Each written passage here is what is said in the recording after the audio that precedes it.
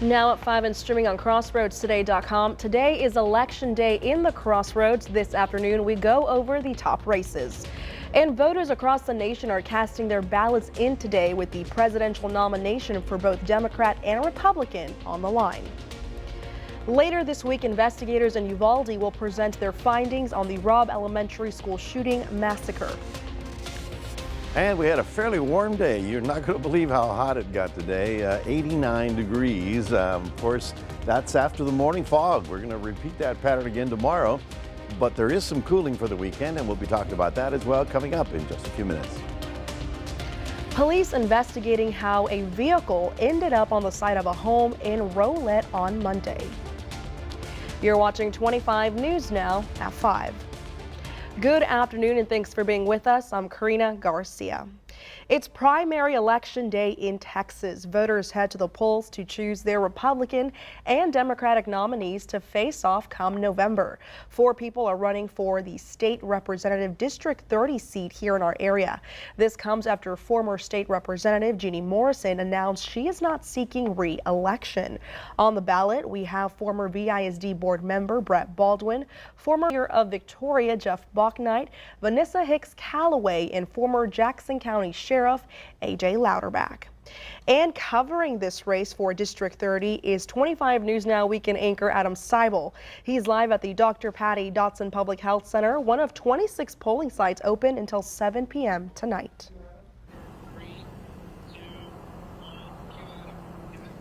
Voters still have time to cast a ballot in this Super Tuesday election with polls closing in just about 2 hours. We're out here at the Dr. Patty Dotson Public Health Center, and some of the candidates and their supporters have been out here in the parking lot encouraging people to come out and vote. We were out here earlier today and there were long lines to vote both inside and outdoors, where they have an option for some people to vote through their car. It's a great sight to see for everyone who wants to see more people to get out and vote. One of the big races we're watching tonight is the District 30 seat with 4 candidates: Jeff Bouknight, AJ Louderback, Vanessa Hicks Callaway, and Brett Baldwin. UHV political professor Woodrow Wilson Wagner II says this election really is anyone's game, with no clear indication of who may win this race.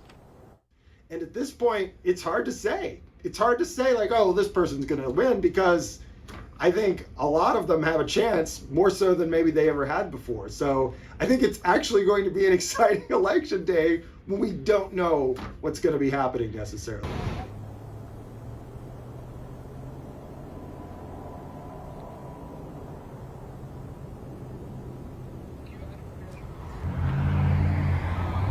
Woodrow says in past elections, only about 6,000 people voted. That's out of around 55,000 registered voters. That's almost 50,000 people who are registered to vote but didn't go to the polls. We'll have voter turnout for this Super Tuesday tonight on 25 News Now at 10. Again, the polls close at 7 p.m. Remember, Victoria County has open voting, so you can go to any of the 26 polling sites, not just here at the Dr. Patty Dotson Center. We have a list of those sites on our website, CrossroadsToday.com. And like I said, there's still a line out there. I've seen a few cars turn in, some people honking their horns as they drive by on this pretty toasty Super Tuesday. Reporting live at the Dr. Patty Dotson Public Health Center, I'm Adam Seibel, KAVU-TV 25 News Now. Karina, back to you. Adam, thank you. District 27 Congressman Michael Cloud is working to hold on to his seat in today's primary. He faces Chris Mapp, Luis Espindola, and Scott Mendel. The winner here will face whomever wins the Democratic primary tonight. Now here's more on the 2 Democrats running for District 27. Lockhart teacher Tanya Lloyd wants to address economic challenges Texans face, including the lack of rural health care. Meanwhile, Anthony A.J. Tristan is running for U.S. Representative District 27. He's a native from Nueces County and attended Texas A&M University Corpus Christi. He has experience in the hospitality industry. Now in the sheriff's race, Victoria County Sheriff Justin Marr wants to keep his seat tonight. He faces Melissa Randon Wasachek.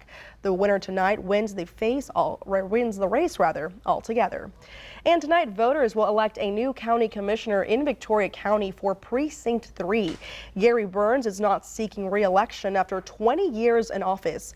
On that ballot, Marcus Salinas, Shannon Martin, James Soderholt, and Brad Tucker. Since 1930, only 4 commissioners have served County Precinct 3. If a runoff is necessary in any of the races tonight, it would take place on Tuesday, May 28th. For more on today's news stories, come to crossroadstoday.com. Follow the latest on all the races in the Crossroads website under the elections results page. And with that, let's take a quick pause on our election coverage and look at the weather with Chief Meteorologist Mac Bettis. Mac, like Adam said, kind of toasty out there today. Yeah, you can say that again. I mean, we got up to 89 degrees today. And of course, the fog was around this morning, but the sun really was poking down.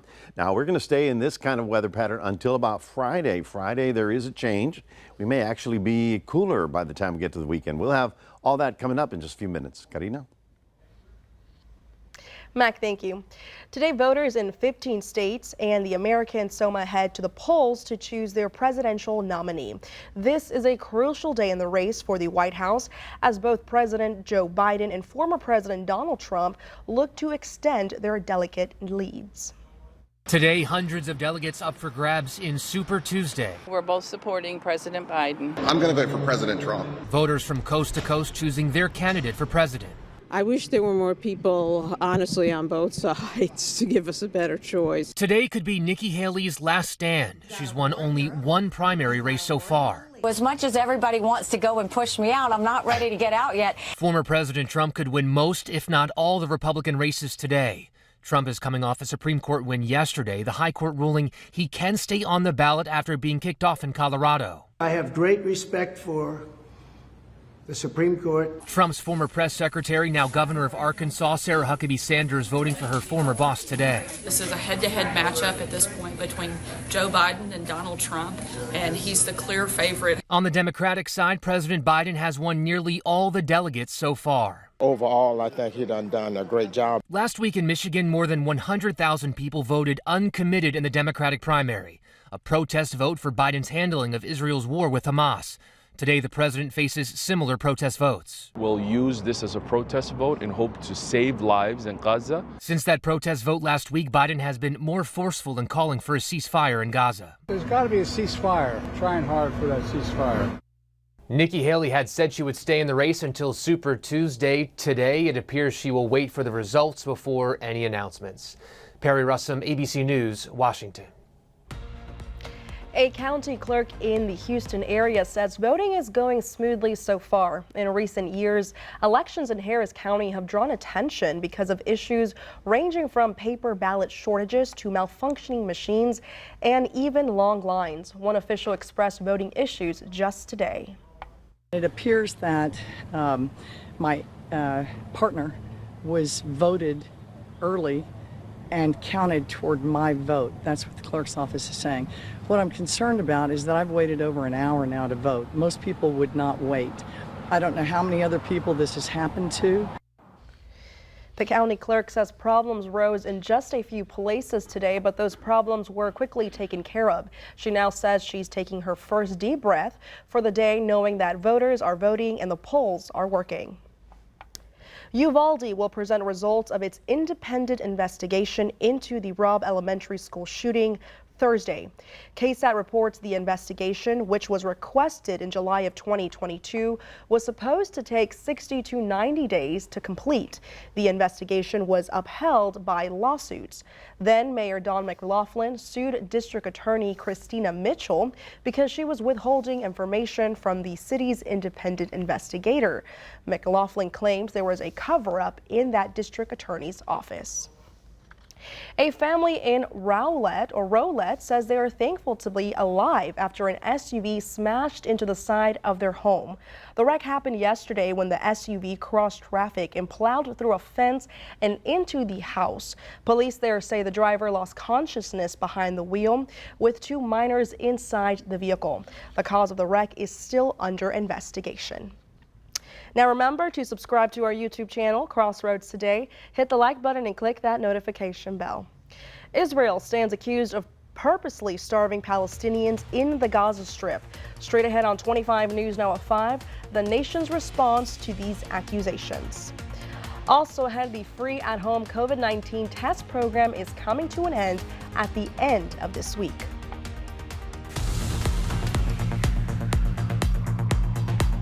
Hi, I'm Detective Kelly Gibbs with the Victoria Police Department. Victoria Crime Stoppers is seeking information about an accident involving damage to a vehicle. On November 28, 2023, at about 4:18 p.m., Victoria Police Department officers responded to the 6100 block of North Navarro in reference to a motor vehicle accident in a parking lot. The driver of a dark gray Nissan Rogue exited the vehicle and left the location prior to police arrival. The vehicle did not belong to the driver. The driver is described as a Hispanic male with short dark hair, a beard and mustache, thin build, approximately 5'10", wearing a gray hoodie, sweatshirt, and black sweatpants. If you have any information about this accident, please call Victoria Crime Stoppers at 361-572-4200. You can also submit a tip by using the P3 Tip app on your Android or Apple device, or by visiting our website at www.crimestoppersvictoria.com. All tips are anonymous, and if you give information that leads to an arrest or charges being filed, you could earn a cash reward. With Victoria Crime Stoppers, I'm Detective Kelly Gibbs.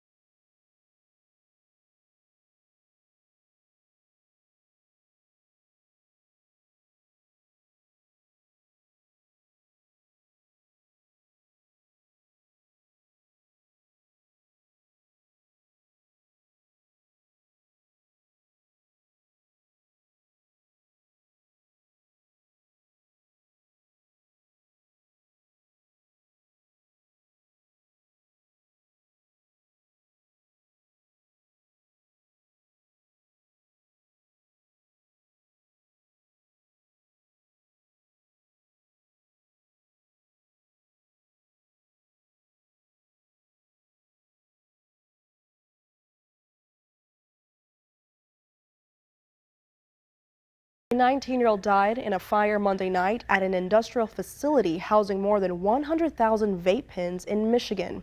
The teen was reportedly watching the fire for about half a mile away when he was hit by a flying canister. A fire crew member was also hurt by a flying object.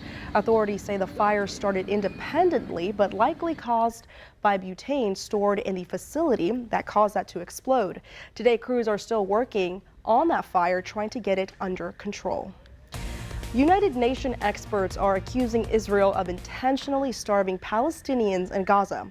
In a statement, they claim Israel is now targeting civilians seeking humanitarian aid and humanitarian convoys. They demand Israel stop what they are calling a campaign of starvation. Israel has consistently denied targeting civilians, saying its war is simply against Hamas. Authorities there have said there's no limit on humanitarian aid for civilians in Gaza. A study published in the Veterinarian Journal says that secondhand smoke can put your dog at greater risk for cancer. The researchers studied Scottish Terriers exposed to cigarette smoke at home. They chose this breed due to their high rate of bladder cancer. The study found that being exposed to cigarette smoke at home made Scotties 6 times as likely to develop bladder cancer. Experts recommend quitting smoking altogether, smoking outside, and changing out smoky clothing before getting close to your dog. Now, research suggests that people make upwards of 35,000 decisions every single day. Here's more on that nudge theory. From deciding what to wear to choosing what to eat, our brains are in constant decision mode, but we don't decide things on our own. You may not realize this, but there are invisible forces guiding those decisions. Chasing Life podcast host Dr. Sanjay Gupta says it's called nudge theory. He says the way options are laid out for us has a significant impact on the choices we make, and these nudges are all around us. Just think about the Netflix autoplay option. Before you know it, you've watched 5 episodes. That's nudge theory. But experts say we can use nudges to help improve health. One way is the power of defaults. It can be used to help us choose healthier food options. That may be as simple as putting fresh fruit on the counter for a snack while keeping the chips out of sight. The healthy snack becomes your default. Another way is something called temptation bundling, when you pair something you love with something you don't. It may help you opt for exercise. Getting ice cream? Yes. But going on a long walk to be able to get some instead of keeping it in the house, that's temptation bundling. Finally, Gupta says to give yourself an emergency reserve. It may help you stay on track for your health. Let's say your goal is to work out every day for a month, but you miss a day. That might make you feel like you failed and you give up. Instead, say you're allowed to miss some days, maybe even 5 days. Basically, figure out a way to cut yourself some slack. For Health Minute, I'm Mandy Gaither. The federal government is suspending its free at-home COVID-19 test program on Friday. Since November, U.S. households were able to order 4 individual COVID-19 tests on covidtest.gov. Federal authorities suspended the program last May after the end of the COVID-19 public health emergency, but reopened it late September. Residents who have not placed an order since the program reopened can place 2 orders for a total of 8 tests. All orders placed on or before this Friday, March 8th, will be delivered. Well, good afternoon, everyone. Our temperature was getting up there into the record category. We were at 89 degrees this afternoon. We knew it was going to be foggy and then it was going to clear and it was going to get warm. But I had looked at about 85 as a high temperature. I didn't think we'd go that far up. Look at that, 89 our high, 64 the low. That's almost 16 degrees above our average for this time of year, and our record is 92. Will it be this hot tomorrow? Probably. We'll be talking more about that coming up in a moment.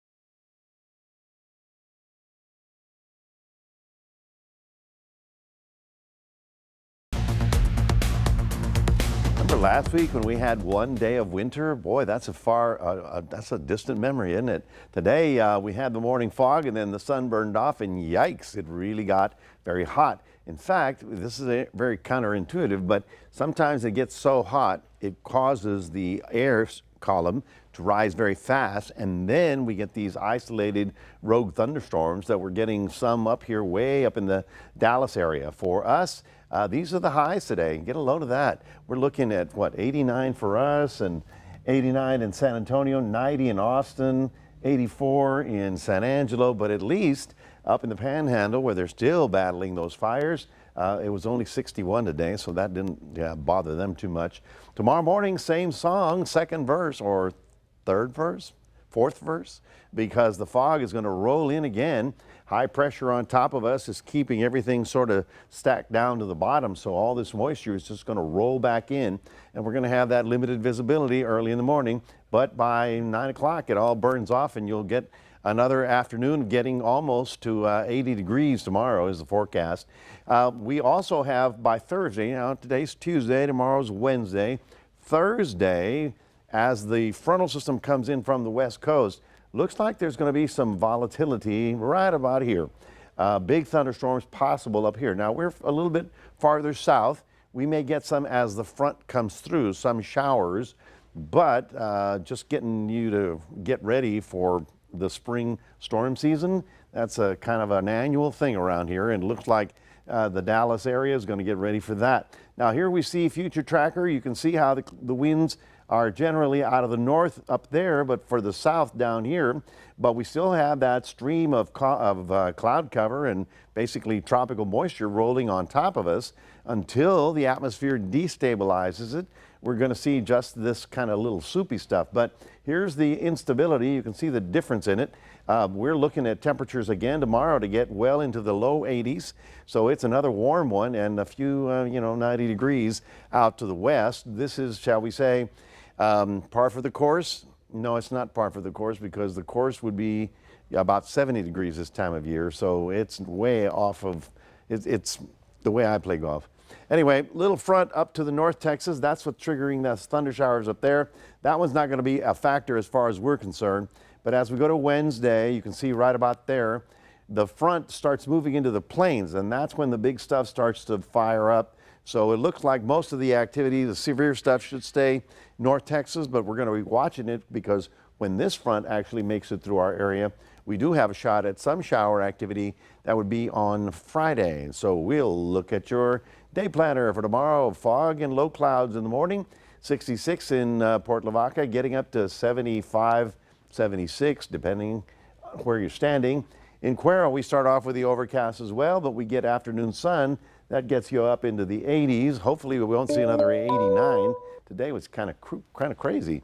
83 tomorrow for us in the city, and then a little bit more fog on Thursday before that frontal system arrives. That'll be on Friday. That's when we do have a chance of some isolated thunder showers. And then, got to remind everybody that on Saturday night, we spring forward. We lose an hour because DST is coming back. That's your 7-day forecast, reminding everybody we do have a QR code. We'd love for you to scan that and put Crossroads Today on your phone. And now we'll toss it back to Karina. Thank you, Matt. Coming up next on 25 News Now at 5, we're going to take a look at your stocks. Plus, Boeing is facing another round of headaches and legal battles.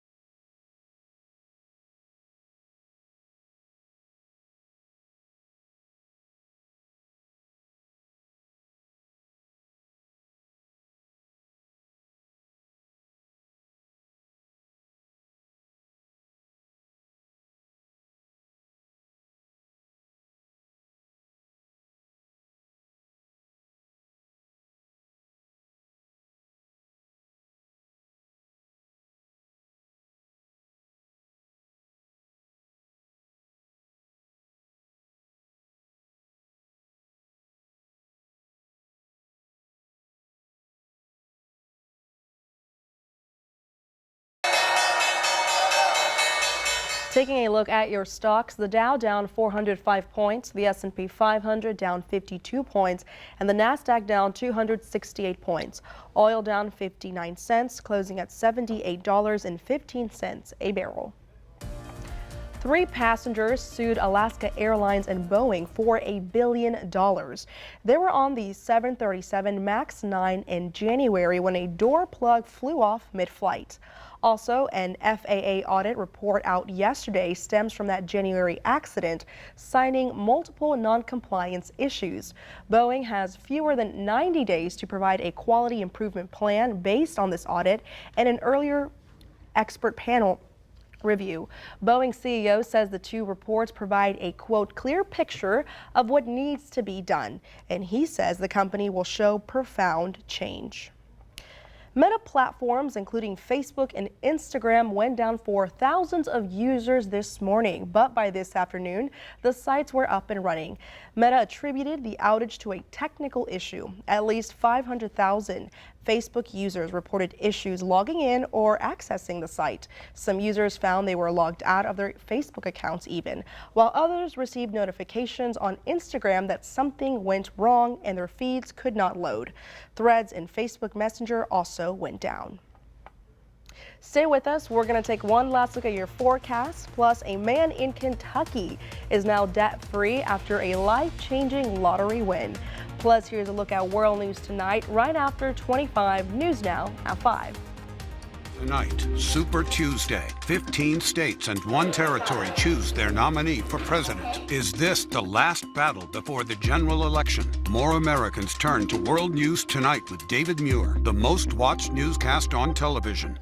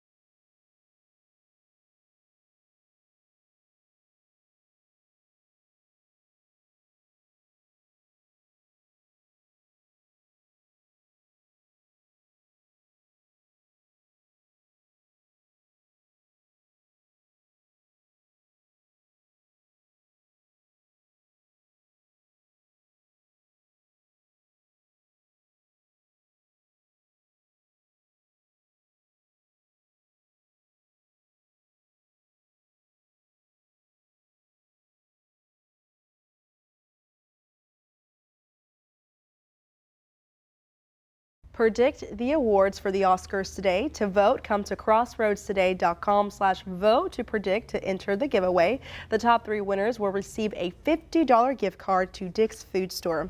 The Oscars pre-show is right here on KVU TV Sunday at 5:30 p.m. and the Oscars start at 6 p.m. That's something you definitely don't want to miss. That's a big deal. I just feel bad for Robert Downey Jr. He did such a great job in Oppenheimer, but he's up for Best Actor against Robert De Niro, so the chances of him winning are pretty slim. Well, let's head over to Kentucky because someone got really lucky over there. A man there is debt-free for the first time in his life after a life-changing grocery store run last month. He bought a lottery ticket while checking out on February 9th. When he started to scratch off the $5 ticket, he saw 5x. A 5x symbol, meaning the listed winning prize would get multiplied by $50, or rather not $50. 50 times. Yeah, 50 times. He figured he would get $5 back, as we all would, because, you know, we never think we're going to win those. Of course not. Yeah, but he scratched off the back of the ticket and saw $3,000. And with the rest of the money, he decided to pay off his mortgage, his What house. a concept. That's a great idea. The first thing I think I would pay off would be my student loans. I figured. Yeah. So many of your generation is being held back by those incredible debts. Oh, and yeah. Yet, it's tough out here, guys. You know, we went to the same school, but it cost her 5 times more than it did when I went, but that was a long time ago. Yeah, it's hot. You know, it was It's a horse hot and buggy topic. days. This weather's also hot, though. Anyway, folks, we're looking for more heat tomorrow afternoon after the morning fog. The morning fog heat afternoon thing will also happen on Thursday. Friday, hopefully that front will too bring us a little shower activity, and then it will cool us for the weekend, which will be very nice. All right, thank you, Mac, and thank you for being with us. We hope to see you back